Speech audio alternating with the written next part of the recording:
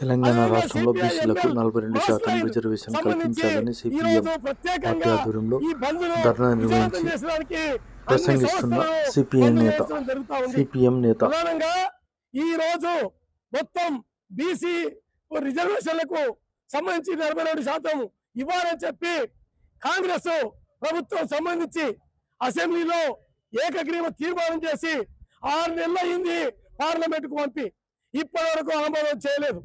అదేవిధంగా కేబినెట్ తీర్మానం చేసి ఆర్డినెన్స్ తీసుకొచ్చి ఆర్డినెన్స్ గవర్నర్ కు పంపారు. గవర్నర్ దాన్ని ఆమోదించకుండా డైరెక్ట్ గా మళ్ళా ఢిల్లీకి పంపించారు. అది ఆమోదం కాలేదు.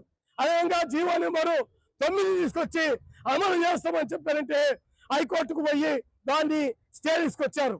స్టే తీసుకొస్తే దాన్ని కాంగ్రెస్ రాష్ట్ర ప్రభుత్వం స్టేను సవాల్ చేస్తూ సుప్రీంకోర్టుకు వెళ్ళింది. సుప్రీంకోర్టులో కూడా తిరస్కరించడం జరిగింది. కాబట్టి ఇప్పుడు మిగిలింది ఒక్కటే, 9వ షెడ్యూల్